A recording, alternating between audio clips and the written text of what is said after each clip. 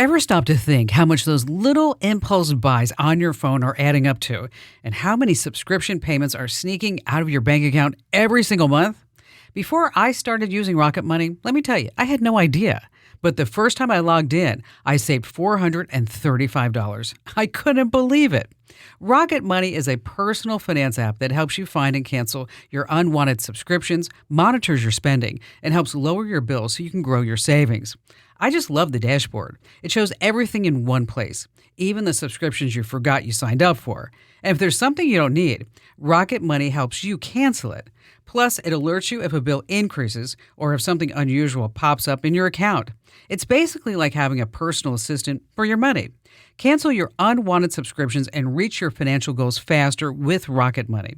Go to rocketmoney.com/Kim today. That's rocketmoney.com/Kim. rocketmoney.com/Kim.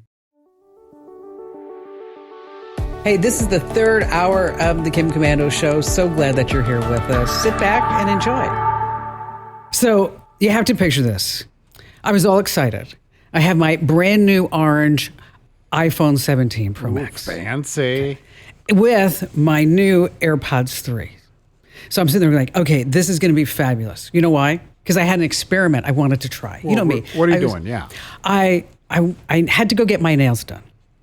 And there are certain nail places that are primarily staffed with a lot of people from Vietnam. Okay. And if you're a lady, you understand that there's a lot of communication that happens that you just don't understand what they're saying. So they're talking trash behind your back in a different language. Yes. So, and then, so they talk and then they smile and they laugh and, so you're like kind of wondering what they're saying. So I'm all excited. So I'm like, get to the nail salon, pull out my phone, put in my AirPod 3s, and I go down to the language selection, everything but Vietnamese. Oh, no. I know. I was all excited. So I figured, you know what? Aha, I'm still going to do this because I still want to know what they're saying. So I pull up Google Translate and just turn on the mic. Right.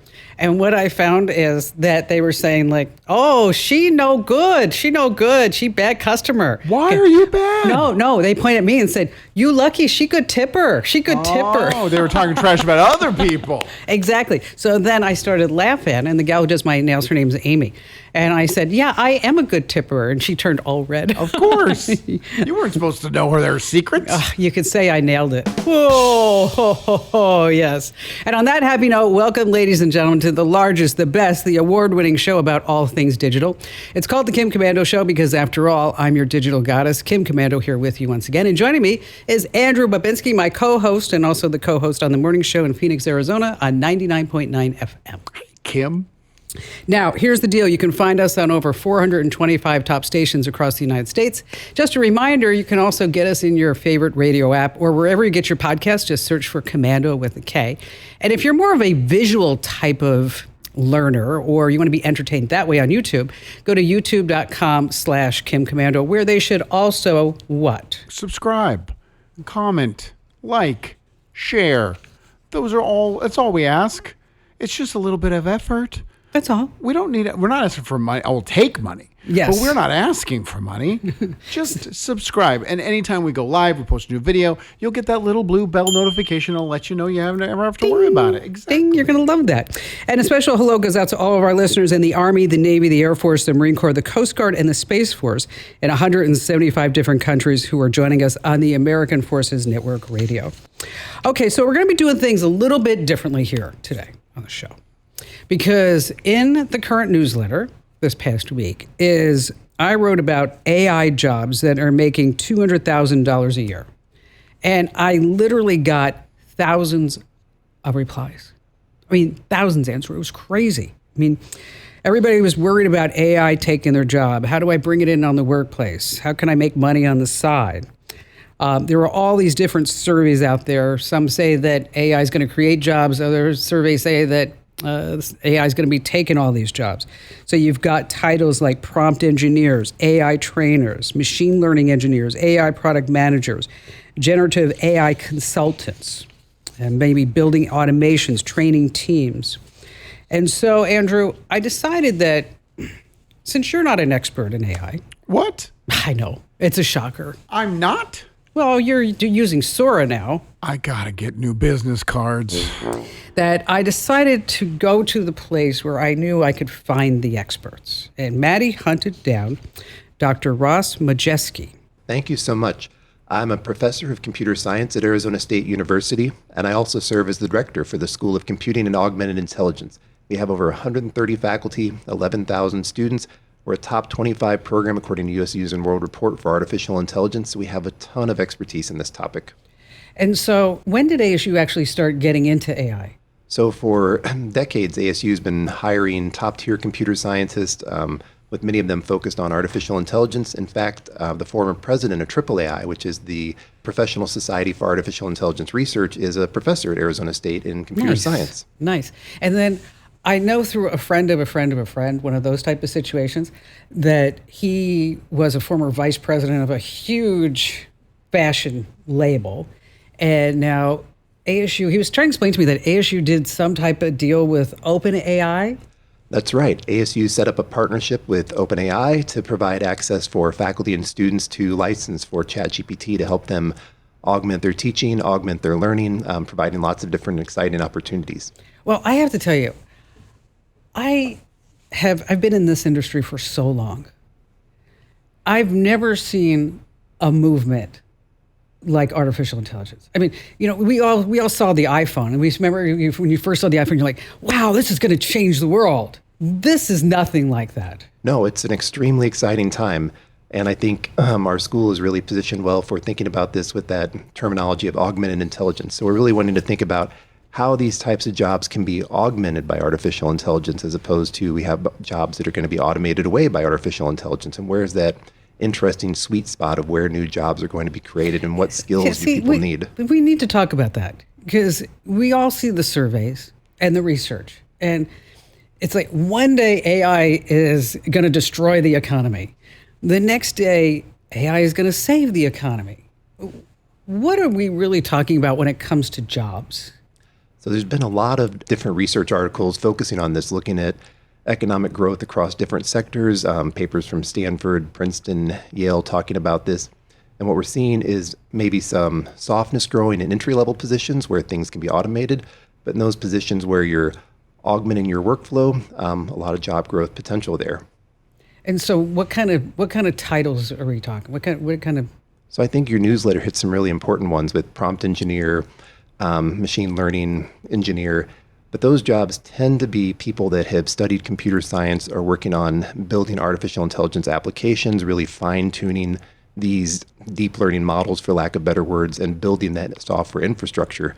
For your more general public, it's thinking about, well, how can I use this to make my job faster? So if I'm in the fashion industry and I'm wanting to think about what's the next set of fashion, what are people wearing, could I ask GPT to summarize a whole bunch of images or videos from TikTok and say, what are young people wearing nowadays? What's the popular fashion?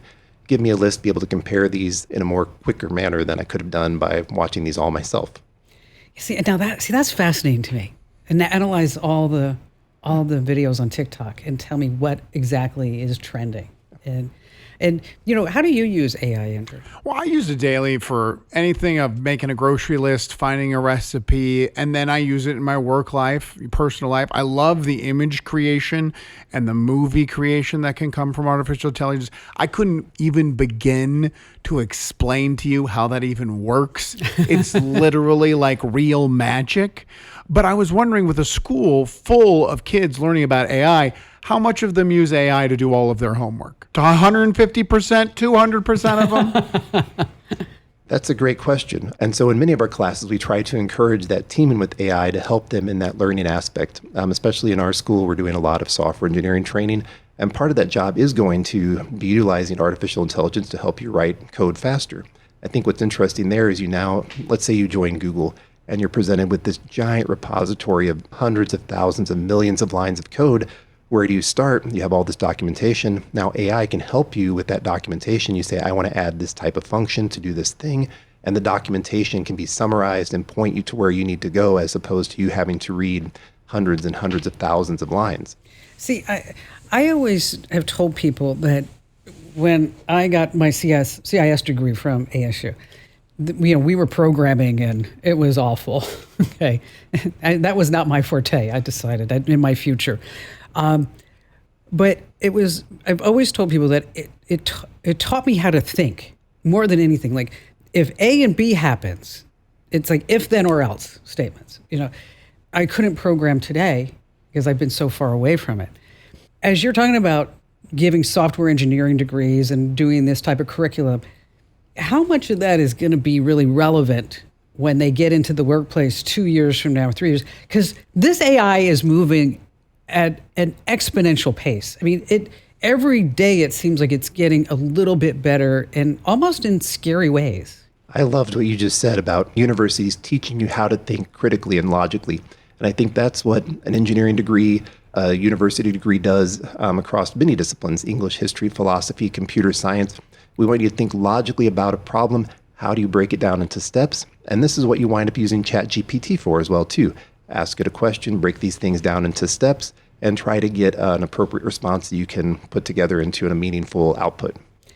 And as GPT comes into the workplace, one of the challenges that I have had as an employer is people using it too much. Oh, absolutely. There's a fascinating study from MIT looking at having students write essays. Some of them were given access to GPT, others had to write it old-fashioned way, and showing the level of cognition and reliance on these models. And the group without GPT were, of course, slower, but seemed to actually have more uptake. But there's a sweet spot in between of how much before I become over-reliant on this technology. Sometimes I think I might be over-reliant. Absolutely. It's nice to have a little crutch. In your best opinion, though, what percentage of the workforce do you think is going to be replaced by AI? Oh, that's a great question. And I think it really depends on what we're talking about, the broader workforce. So if you're talking about a plumber or AC repairman coming to your house, GPT is not going to suddenly be able to, snake my sink. If I'm talking about software engineers, well, of course, now maybe I can program faster at a higher pace.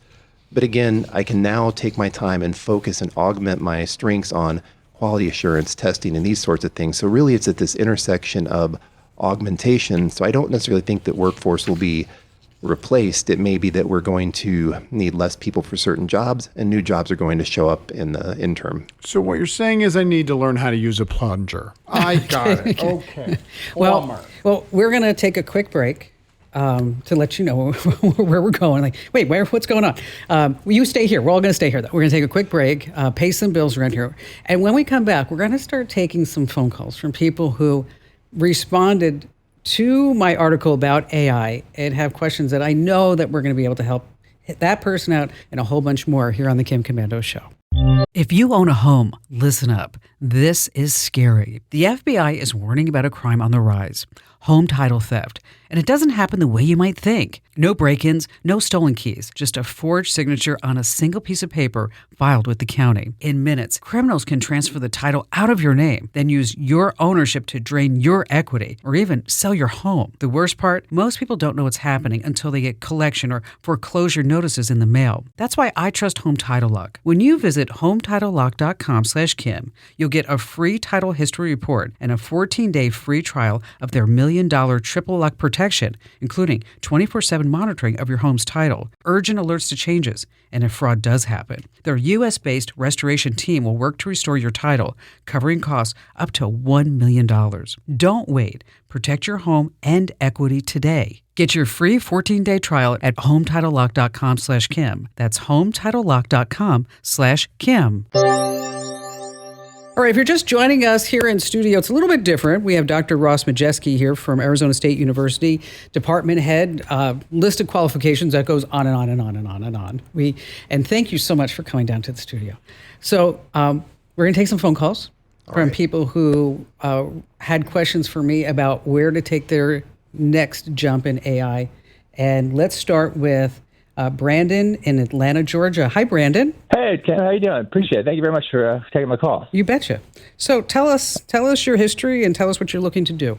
Yeah, so I graduated from UGA and spent about 8 years at UPS in a mix of roles, starting with financial services and brand communications and eventually in marketing procurement. So I handled like vendor contracts, sponsorships, and major marketing projects, basically bridging like the creative side with the business side. But after leaving UPS, life kind of threw me a curveball in 2023. I had a benign brain tumor, and then went through a couple of surgeries at Emory and then Shepherd Center in Atlanta. So I'm fully recovered and rebuilding after a couple of years out of the game.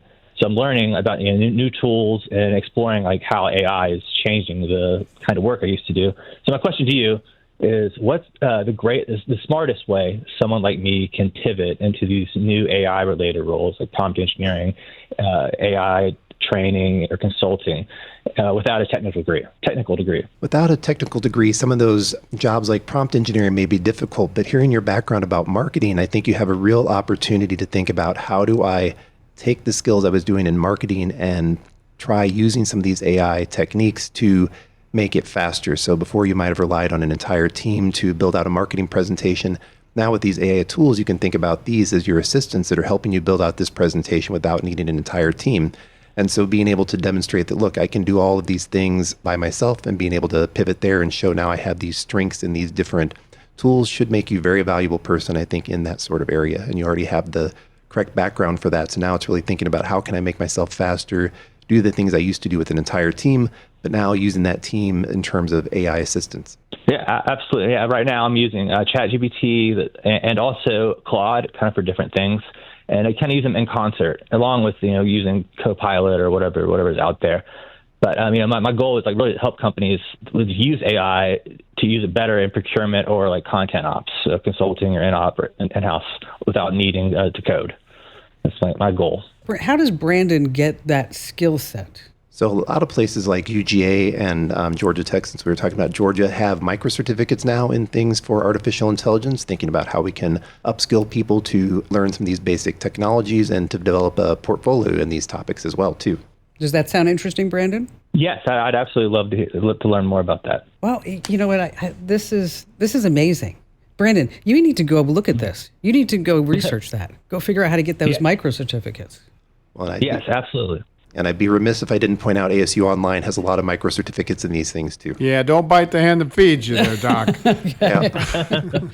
And so how much does it cost to get these certificates? In general, our micro-certificates, we try to keep at a relatively low cost, but I don't want to make a quote off the top of my head because I'll be wrong.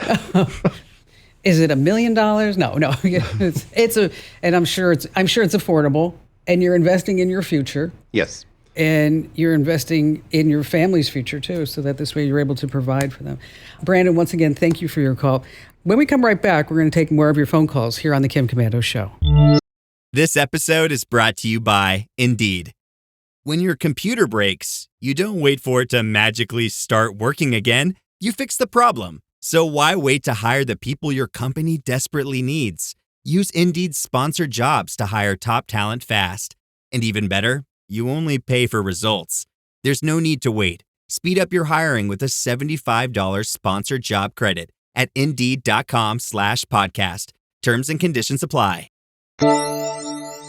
So I'd like to talk a little bit more before we go back to everybody's phone calls about these micro certificates. How long does it generally take to get one, and are certain certificates better than others? So with micro certificates, these tend to be typically 3 classes. You could bang that out in one semester with some online learning. Are ones better than another? They tend to be targeted towards different things. So I think doing some homework, talking to advisors at the university, ASU has a great advising staff for helping you think about career paths and how these can set you apart. And then really thinking about, well, what skills do I want to learn to help upskill myself and demonstrate that I can now do these new technologies. So in terms of like an AI micro certificate, you may have things like Introduction to Data Science and Artificial Intelligence that's going to teach you about how do I manage my data, how do I arrange this to think logically about this. We talked about learning how to think. And then how can AI tools help me to organize this and ask questions quicker, stronger, smarter? When people are approaching these certificates, what is the biggest mistake, that they don't do enough research up front, or they think it's going to be easier, or I mean, how can we help them not make these mistakes? I think it's probably a combination there. I think it's really doing some self-reflection and thinking about, well, what do I want to do next with my career, making sure to have those conversations with the advising staff to think about, okay, what's going to be best for you. There's career centers at all of these universities too that should be able to help pivot you to the right locations, and then thinking about, okay, well, what are these things going to do for me? And so spending some time doing your homework is really critical in all of these items. Well, I just used ChatGPT, and it tells me I could get the WP Carey Certificate in Artificial Intelligence in Business, a 15-week course, 3 separate 5-week online courses for $1,950, or a 5-week online course in Artificial Intelligence in Business from the ASU Career Center is for $650. You know what? That's fabulous. That's cheap. That is fabulous. I mean, we used to have a person here, which Andrew knows, who, when I first saw ChatGPT, unfortunately I was able to see it before they kind of rolled it out. And I went to our IT folks and I said, we have to pivot. The web is dead. The web is, we're not even going to see, Google's dead. I mean, I never thought I would say that in my life. And not too long after that, I was told that I didn't know what I was talking about by people in the building. And up until the fall, about a year ago, that person still was here and told me that AI would be dead because people were going to gravitate more towards humans than artificial intelligence. And I looked at him, I thought he was joking. I was like, you're kidding me, right? And he's like, nope, that's what's happening. People are going to go back. He actually told me people are going to go back to WebMD. I'm like, there's no way. No way. But is there, real quick, is there a AI bubble, like the .com bubble? Is there so many of these chatbots and services and companies that at some point something's got to give? I mean, that's a good point, Andrew, because anytime you look at any type of company's stock report or their annual meeting, I think they're throwing AI in like 600 times in an hour and a half or some crazy thing like that. Well, if I could predict the stock market, I wouldn't be a director of the school, right? Then what use are you to us? Please, come on, that's why you're here. Yeah. But I think that's a really fascinating question, and we're likely going to see some companies that are winners and losers here, and it'll be really interesting to see what sort of applications come out of this. You mentioned doctors. Wouldn't it be nice to be able to ask a second opinion from an AI doctor just to get a sort of baseline check? We've shown that AI technology is really good at reading certain CT and MRI scans. They're not good at finding things that they haven't seen before, but if what you have is something that's seen many, many times, it may do a very good job at catching this and give you a second opinion, summarize these sorts of information. So I think there's a lot of really interesting opportunities for people to build applications and build out this space, and it'll be interesting to see what companies wind up being the winners after all the dust settles with everything. How fast people have adopted this technology is so fascinating to me. That's right.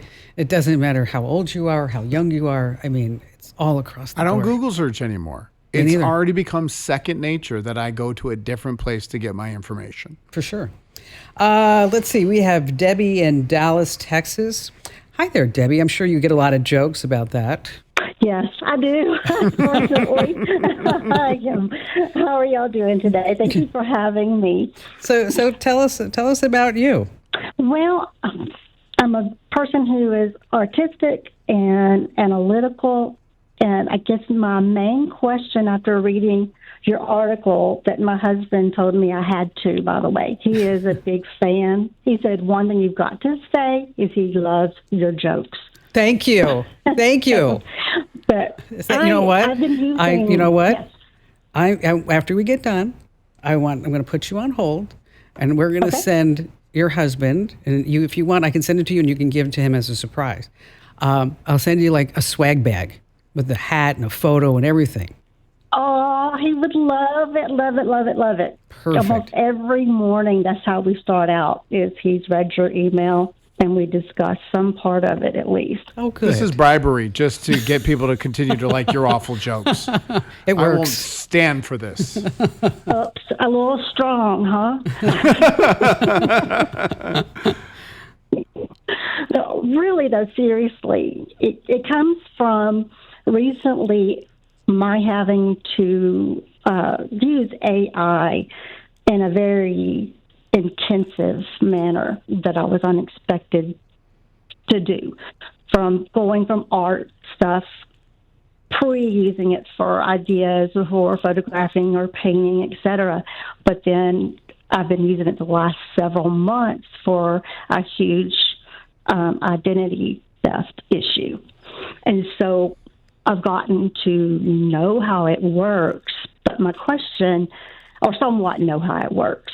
For someone with my type of background, being artistic, a teacher of a second language, and analytical, mathematical background, is it really realistic for me to be able to move or even begin to research what skills I still need to learn to become an AI trainer or evaluator? Absolutely. None of us are ever too old to learn. And I think with your math background, artistic skills, analytic capabilities, you already have told us you're using AI in tons of ways that you never expected. So you're already developing those skills and thinking about how to integrate those into your current job. So I think you're well positioned for setting yourself up for success here. Wonderful. Thank you very much. Yes, if I might, do you mind if I kind of give you my take on, just a small one, on AI going from not knowing very much? Sure, go ahead. Go ahead. Yeah. I have found that it responds back or mirrors, reflects what you put into it, your strengths, the things that you need it to do, and it will respond in kind. And that also meaning kind, nice, empathetic, organized, and putting it out there. It makes a huge difference. That may sound kind of strange, but it's almost like a connection with another human. You know what? And that communication is the biggest You know part. what? People have that connection. And thank you for your call today, Debbie. The connection, I don't know if you remember this call that we had, Andrew, or maybe it was just a note that I got from a gentleman who's married for 57 years. His wife has dementia. And so he put his wife's personality into ChatGPT. And so now he has conversations with his wife, but it's ChatGPT, but he doesn't feel so lonely. That's so nice. I think it's really important to remember here, a lot of the literature has really tried to anthropomorphize these things. We were talking about, well, if I say something nice to it, it says something nice back.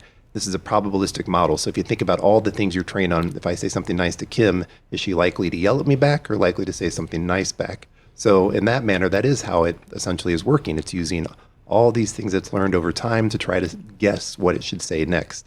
And so depending on what it's trained on, so if it's trained on, I've spoken nice to people and they respond nicely to me, that's the sort of thing you'll get back. So Kim and I actually have had this debate, and I wonder if you could tell us what you do. She is all nice and sweet and kind and please and thank you. And I'm very sterile. It's like I describe it as I'm talking to my toaster. I mean, it's not a person. It's not a he. She calls ChatGPT he all the time. He helps me. It's an it. How do you approach it? I probably lean more towards you, where I tend to ask more sterile questions. Yeah. But I've got a whole slew of students that work on this in different ways. Sometimes they'll say, oh, GPT, imagine yourself as a very helpful friend that's going to help me design this. I have other people that work on this in a very, just tell me the X, Y, Z sort of thing. And so it's really trying to think about how might I get the type of response I respond well to. And again, it's really just trying to predict these sorts of keywords and tokens to tell you what it thinks is most likely to be the answer that you're hoping for. So I'm right. It's not a he. It is he. It's an it. It's not a toaster. Tell you that much. Melissa in Arlington, Texas. Hi there, Melissa. Hey, how are you guys doing today? Wonderful. So what's your question for Dr. Maciejewski?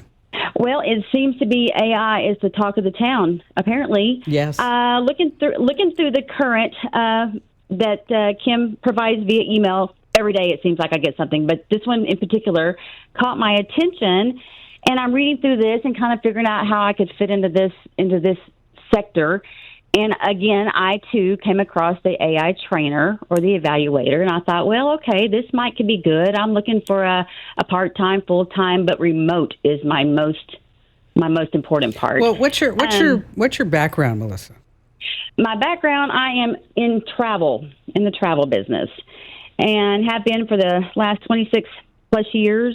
And of course, with all the COVID stuff that came and went, things have changed in the industry as such, whereas we are no longer in a storefront. So that puts us behind a computer at our homes.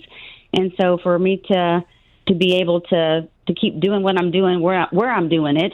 I need something along those lines. And so that kind of grabbed my attention. I thought, well, okay, I can be nice. I can be nice and learn how to teach the AI people how to respond nicely. But my thing was this: after I continued reading on through all of these things, and at the very bottom it says, want to get started? Nervous about it? Absolutely. Don't know how to pivot? No, I don't. Or where to start? That's why what I'm asking. I'm looking for any advice. How do you get your face in front of someone else's face? Obviously, that's kind of hard to do these days. Sometimes when you're sitting behind a computer, you're not in front of people anymore like you used to be. So what do we do? You tell me. What's the best course of action in this respect, because it's obviously not going away, and apparently it's going to be the new way of the world. You have to get on the train or you're going to get left at the station. That's true. And I'm not talking about Yellowstone, okay? So I mean, we don't want to go to that train station. No, we're not going to that. We're never going to that train station. Never. Okay. All right. So if you can, I'm listening. I'm open for any advice that you may have to offer, any connectors, any direction. Okay. I got my pen ready and I'm ready. Okay. So. I think some of the low-hanging fruit things you might be able to do are actually just integrating this into your current daily workflow. So if you're working on travel, okay, well, what if I asked ChatGPT to make me a travel plan? How does this look? Where are the errors at? Where could I correct things? How could I improve these sorts of things? And then thinking about, well, how might I use this to build out my skill set and identify problems and challenges? Again, thinking about taking some of these introductory artificial intelligence classes, taking a look at the different job applications out there, see what qualifications and backgrounds they want, but really starting small and just thinking about, okay, what are things that I could try asking this technology every day to learn about how I can improve my current set of skills will be a good entry point for anyone, I think. And you can also ask ChatGPT. Yes. I'm trying. What do I need to know? Yeah, we don't need Dr. Ross. I'll just go to my phone. That's right. Since we're talking about AI, you can always use ChatGPT to get health advice, but you want to do it the smart way. Instead of asking ChatGPT, do I have the flu or am I dying? You want to ask better questions like, what are possible causes for these symptoms? What should I ask my doctor about? Are there any tests or screenings that I should know about or I should mention to my doctor? Now, you can also ask Chat to explain lab and test results in plain English. It's tempting to upload your whole medical file up to get Chat's opinion, but that's probably not the smartest thing to do because these bots are not covered by HIPAA. All right, still to come, we have more talk about putting AI into your career and future. You're on the Kim Komando Show. Running a business comes with a lot of what-ifs. But luckily, there's a simple answer to them. Shopify. It's the commerce platform behind millions of businesses, including Thrive Cosmetics and Momofuku. And it'll help you with everything you need. From website design and marketing to boosting sales and expanding operations, Shopify can get the job done and make your dream a reality. Turn those what-ifs into... Sign up for your $1 per month trial at shopify.com/special offer. Dr. Ross, now you are a bunch of titles over there at Arizona State University, right? And 27 years ago, I had a full ride scholarship to ASU because of academics. And when I went to enroll, I found out that I was one foreign language credit short of being able to enroll. So I'm going to set this $20 bill right here on the counter. And if it mysteriously goes away, but yet my foreign language transcript gets changed by your AI machines, I'm not going to have a problem with that. I'll see what I can do. I appreciate that. And I think ChatGPT probably can help you out with all your foreign language needs right now. Exactly. I don't even need those credits anymore. We can understand Vietnamese now is what we learned. It's ridiculous. Everything. Yes, I'm a good tipper. That's what I learned. All right, we have still more of the show coming right up. Well, Dr. Maciejewski, this was all incredibly helpful. Thank you for being here. So tell us about ASU's online AI classes and the certificates and all the good stuff. This is your chance to bring it home, baby. Well, like I said before, ASU is extremely well positioned in artificial intelligence. We've got a great set of classes ranging from folks at business to our new game school to, of course, my home is computer science and the School of Computing and Augmented Intelligence. So if you want to get a deep dive into all of the technical details about things like deep neural networks, you might come to computer science. If you want this sort of introduction to data science and AI, you may start with W.P. Carey and work through information science. But what's really exciting to me is that AI is really touching every sort of job out there now. You can really think about how I can use these things to upskill. So I encourage all of our listeners just to play with these tools, think about how they can help them in their daily lives, and try things out. It's fun. Well, you have to come back. Anytime. Promise? Sure. Okay, good. Andrew, put your money away. Fine. I wasn't really going to leave it anyway. Okay. Don't forget to enter to win that brand new iPhone that we're giving away here on the show. Go to winfromkim.com. And once again, that's winfromkim.com, and thanks for being here. That's the end of hour 3. But don't worry, if you want more good stuff, make sure that you sign up for my free newsletter. Head over to getkim.com.